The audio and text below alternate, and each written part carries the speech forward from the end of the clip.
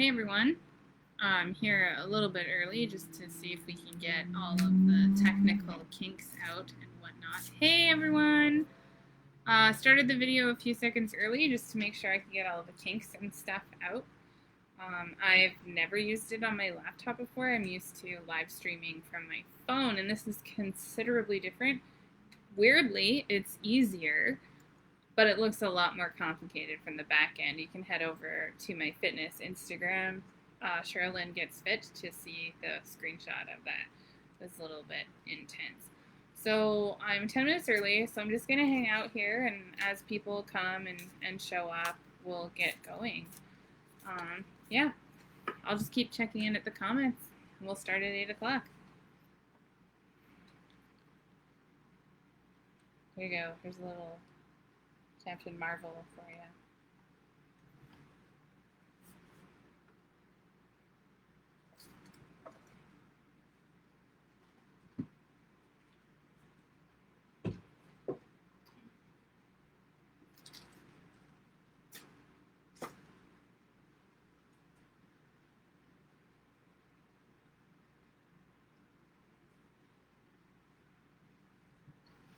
Oh, hey, how's it going?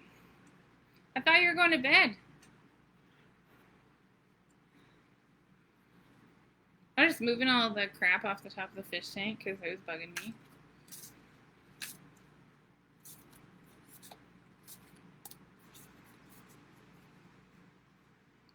So, while we wait for everyone else to arrive, just shuffling the cards here, but I think I'm gonna read a poem or two, or read from an intention from one of these books that I've got here. I've got one called by Amanda Lovelace called "The Witch Doesn't Burn" in this one. Olivia bought it for me. Oh, nice, you're in bed.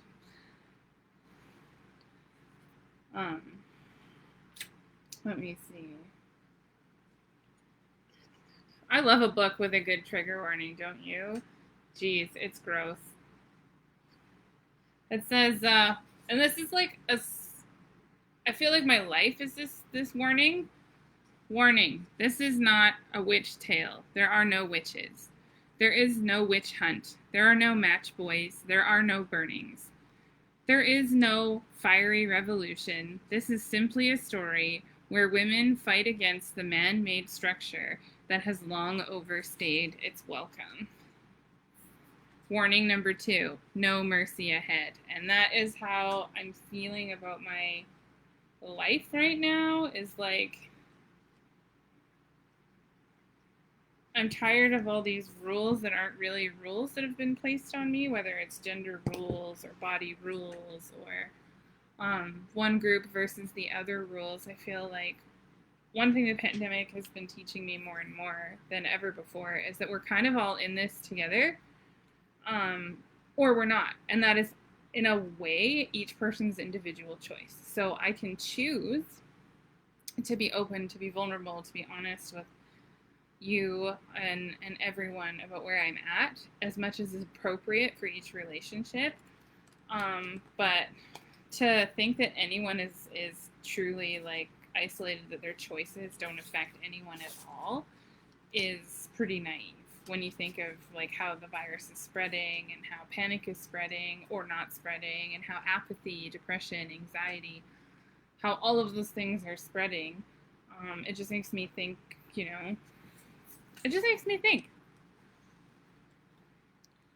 And so I needed to do something where I could help me, but also help others, which is partly why I wanted this group. I'm in a lot of groups, and most of them, even though they claim to be inclusive, they're very much for moms, like cis women who are at home with their kids, or their kids have just grown up and left the house, and then you kind of just feel a little out of place. And it's not somewhere, like, I don't necessarily feel uncomfortable. I don't want to say that, because it's a loving community, but I don't feel secure, maybe is a good word. Like, I don't feel super comfortable. So I've been kind of pressured on my heart to just be open, to create a space. I've wanted to create a space for a long time, but every time I try to create a physical space, it doesn't work. People don't show up. They're too afraid. They're too scared. And I get it. Like physical space, institutions, the chances of not being able to escape or being forced to participate, like that can be a lot. Even with a live video, like showing up might be difficult for people. So I'm gonna leave this recorded in the room for however long, and people can comment on it on their own time, and just maybe it'll open up some more comfort when people see that it's not like some weird, crazy hoodoo or that I'm not allowed to do, because that would be cultural appropriation. And it's not like me trying to get people onto my train of thought. It's just kind of like, this is who I am. Well, let me share it with you a little bit. From the great Maya Angelou, there is no greater agony than bearing an untold story inside of you. How's that for a truth? We've all got stories. We've all got good stories. We've got hard stories. We've got bad stories. We've got mysteries that we've never quite had resolved. But there's only so much we can do with that if we just keep it all inside of us. Part of healing is not necessarily a letting go of things in a way where you don't hold them and look at them first, but it's more like a releasing of the need to grasp on to things. Our stories don't own us, we own our stories. Those are two different things. So with that, I want to say, let me tell so much truth. I want to tell truth in my work. The truth will lead me to the light, and hopefully in doing so, other people will be led to the light. And whatever the light looks like for them.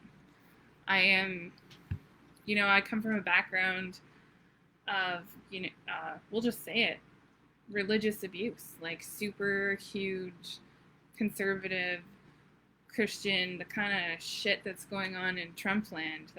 That's where I come from, and I wasn't allowed to be me in any way, and there's a lot of shame with that. And so part of Tarot Tuesdays for me is this deck, the Fox Tarot. The artist and creator is from Gabriel Island, which is just like, you can sort of see it from my front window. It's not far from Nanaimo, and I'd seen it probably so many times. Water's good.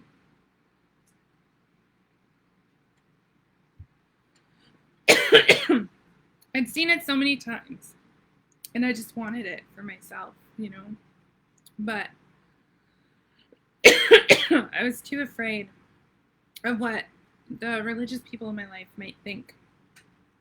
I'm going to be right back. I'm going to get a throat lozenge.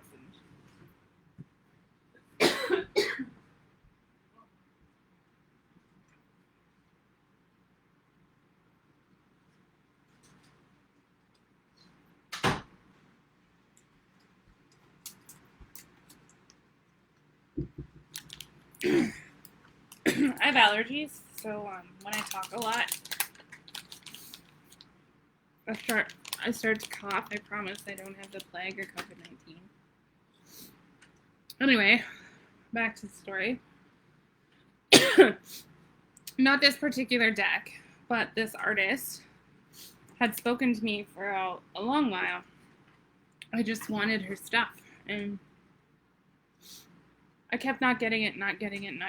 And finally, because I always had someone with me whenever I went to like a market or something, I always had someone with me, and I was always like, I wonder what they're going to think.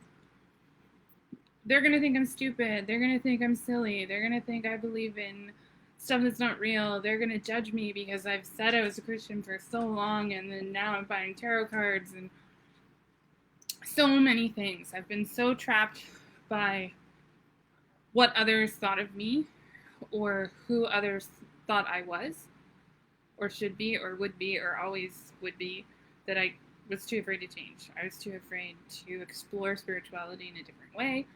I was too afraid to change my habits. I was too afraid to not be the fun fat person anymore. Like all of those kinds of things. And so about 6 weeks ago, I just decided to make all my decisions based on who I wanted to be 6 months from now. You know, where do I want to be? What do I want to do? Oh, Mozart's coming to say hello. Hey, Mozart. Look at.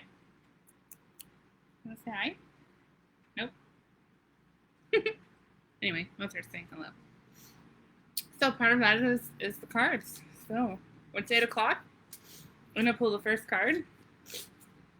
And we're going to see what it says. And hopefully some more folks will join us. All right. So the first card. Ooh, I got this one this morning. I feel like I posted this in the group before, the Queen of Knives. Apparently it's something we need to talk about again. So there's the Queen of Knives.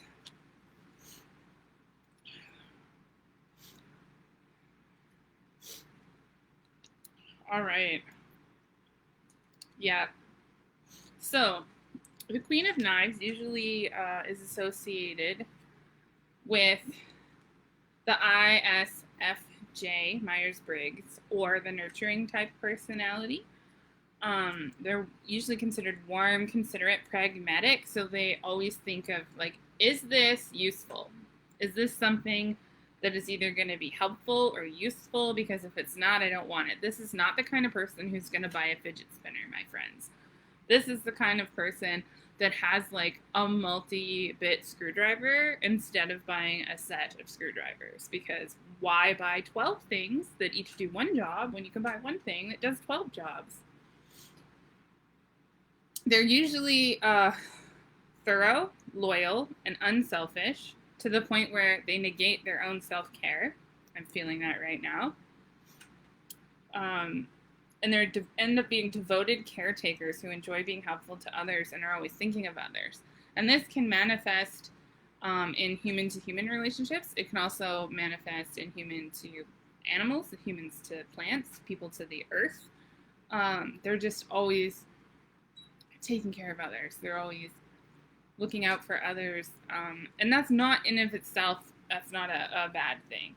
This is a person who is forthright, so they're very honest and very blunt. They don't beat around the bush, and they have a sharp mind, so they'll often catch on to things before others will. But because they like to care for others, they'll often guide people into that truth rather than just, stating it and carrying on without any compassion. These people usually end up being an analyst, a scientist, an editor, an astrologer, a computer scientist, but not always. They're witty. They can be a perfectionist. They're independent to the point of not needing anyone until they do, and they're very perceptive. So, when this card shows up, turned up like it did, it also represents consideration. So consideration means a few things. It can mean thinking things through, right? When you consider one option or another. But it can also mean thinking of others. Thinking, pondering,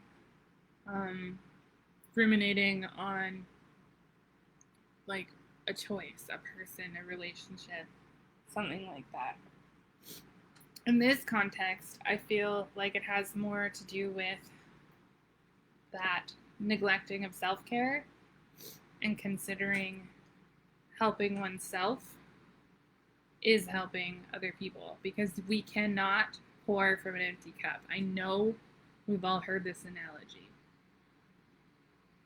I prefer to think of like, you cannot scoop a cone from an empty bucket of ice cream. Have you ever gone into your freezer when you're in shared accommodations and there's one spoonful and the ice has like crusted up the ice cream and it's no good? Yeah, that never happened to me either. Just kidding. That's what this is like. So that's what I'm thinking. What do you think? think I need to get my phone up so I can see if like anyone else is joining the live stream. I think it's just us though. See if I can see both of them. No, just us. All right, cool. Oh, Vanessa peeked at it for a minute. I don't know if she's here. Are you here, Vanessa? I can't see. I have to have both up so that I can like see the comments and who's in the group. All right, there we go. I've got my phone and the thing, and we'll see if this helps. Okay, well, do you want another one? Do you want another card? I'm just gonna go for it, and you can see if it applies to you.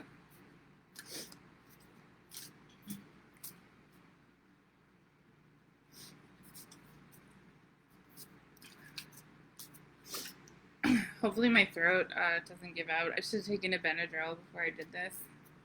Story of my life. All right. So the next card is the Eight of Swords. All right.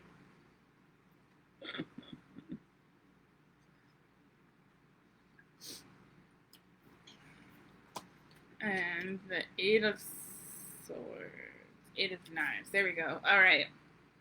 Upright meaning, oh dear. Okay. So again, this talks about intuition, inner life, premonitions, emotions, sense, and meaning. When it's facing upright, it often has to do with the theme of restriction, bondage, imprisonment through indecision, stuck. Yeah, you were talking about this, about indecision and stuckness. Have you made steps to move forward with the thing you're indecisive about? Or is there more than one thing, and that's why this is popping up again? That could be it too. Oh, hi, Letty. Do you want to say hi? You're meowing a lot. All the cats are surrounding me right now, but they don't want to be on camera. They think the camera is gross. And they're wondering who I'm talking to, because normally when I have the computer on, it's like a real life person is chatting back. All right. So that one doesn't have as much attached to it as the other one did. The other one had like a whole personality type attached to it. This one, I think you already knows what it means, and it's just kind of rubbing it in your face again. I mean, that's my sense of humor, but I think it's just reminding you of something that maybe was left unfinished, undecided, etc.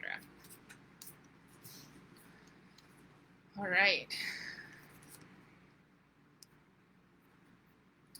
5 of Cups. This deck is so pretty. Like, this is the one side, and then this is what all the artwork looks like, and plus it's gold edged, and I just love it. That's just a side note. Okay, so the 5 of Cups also represents the 9th house, which is spirituality, religion, philosophy, higher education. You were talking about schooling, travel. It can often mean breaking free from broken dreams, disappointment, despair, old wounds, loss, regret, delays, setbacks, and bereavement. Wow, this is a lot. It represents a loss, but with something left over. So you've gone through a lot of change and a lot of loss recently, and some of it was better for you, and some of it remains to be seen. But none of it left you completely without. You still have memories. You still have attachments. You still, like you were sharing photos the other day of your mom, and that was like so powerful. But it's a loss, and it's something that is felt. Like even moving was a loss, and at the same time, moving enabled you to get the wheelchair. You know, like there's just so much. And would we have been chatting when we did and gotten on the path that we've gotten on, supporting one another, if none of that had happened? I don't know. I don't know if we would have. What do you think?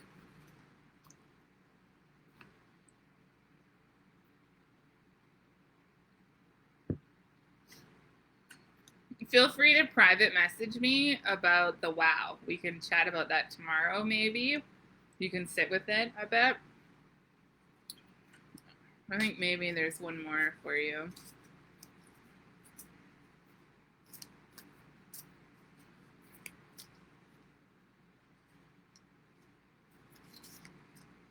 I love how some cards, when you see them, you have your own preconceived notions of what they might mean. All right. I'm going to show you this card, and then I want you to, like, just react like I just did. It's a judgment.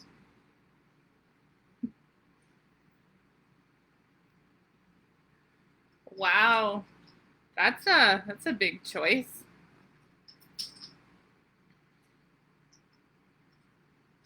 Huh. Evaluation, judgment, rebirth, forgiveness, a work well done, absolution, awakening, an inner calling.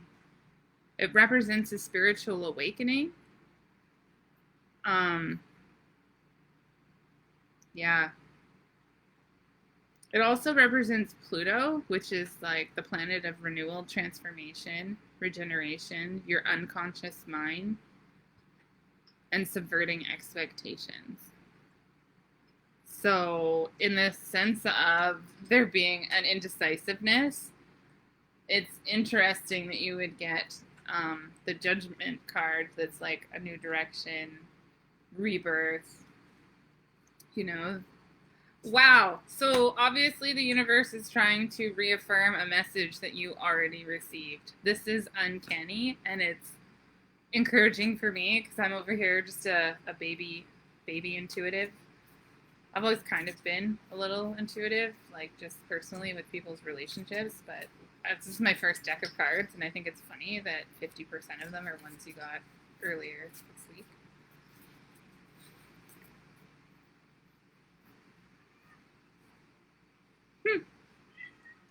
Hi, Lottie. The cats are into this, man. They're like, can we have a card?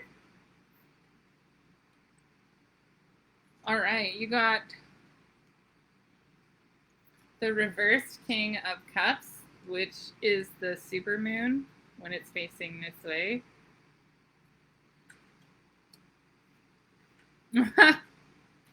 Personality type, ENFJ. That's mine, just so you know, just so you're aware.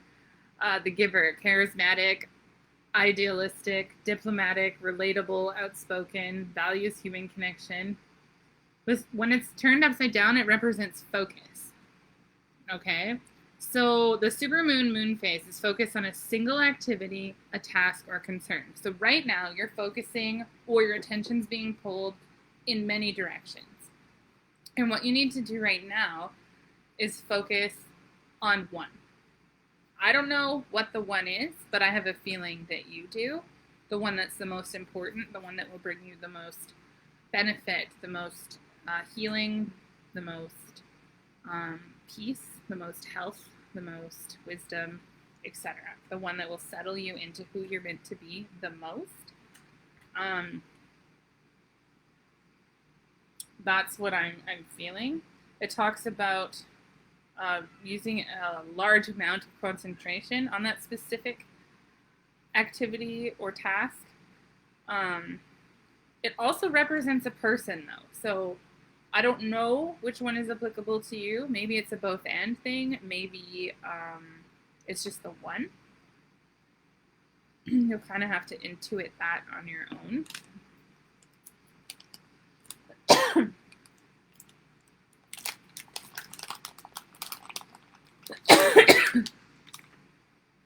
Geez, next time I'm going to have to make tea.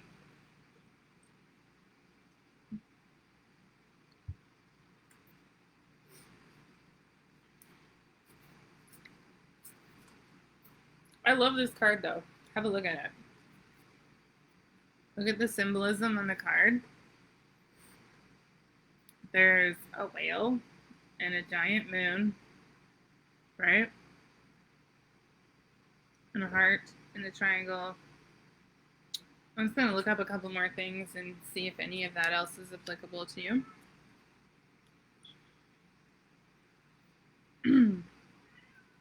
So, the House of Cups is indicative of emotions, of love and hate and passion specifically.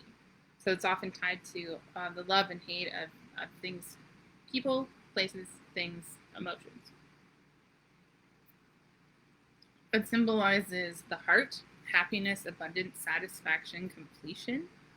The zodiac signs that are tied into it are Pisces, Cancer, and Scorpio. It often has to do with the season of summer. And it represents like the whole picture, like all 12 astrological houses. So it's the whole picture, how you feel about everything. But often it's unconscious or it's intuitive. It's your inner life. It's how you feel about something before it happens and kind of like feeling your way through rather than studying and knowing. Wow, this is a good reading, I think. Do you want me to write in the names of the cards down, or are you just going to come back to it later, do you think?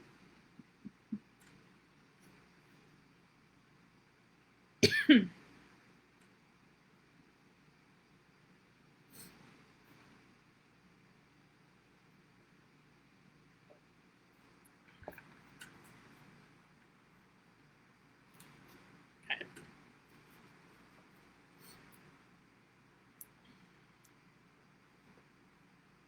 Now, I'm feeling that I need to read out of this book.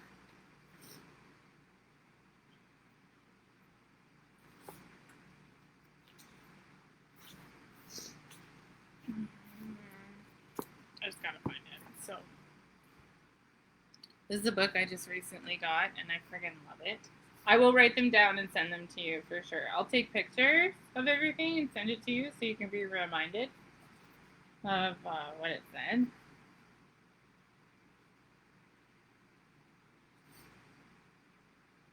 Okay, I'm just going to read you some headings from this book.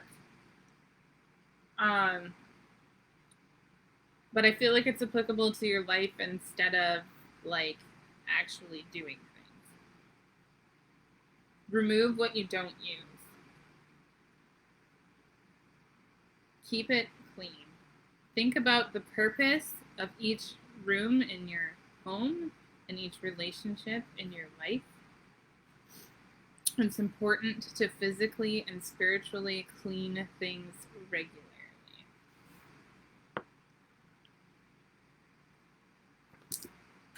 I don't know. That's for you, I guess. Yeah, so I'll write these down. I think I'll just take photos and send them to you in a message, if that's okay, in the order that they came up. And then, yeah, I think that's going to be all for tonight because it doesn't look like anyone else is popping in. And, yeah, I should really be helping Olivia with the chores. But that wasn't even planned. It's just I just grabbed a bunch of books off the shelf. The other one is this is the book that I've been cooking most of my meals from. They have like a tasty vegetarian Facebook page as well. I just find vegan recipes are easier to modify for people who eat everything than the other way around. And I have a lot of veggies in my garden, so I found like a lot of really good recipes from a book like that. But I'm going to go for now. Thank you so much for coming and just for participating with me. I feel really honored. I feel, yeah, really connected right now to like, I don't know, everything. So I'll talk to you tomorrow, and I'll send these to you right after. And if anybody watches this later and wants a reading or cards, just let me know. We can definitely do this. Bye for now.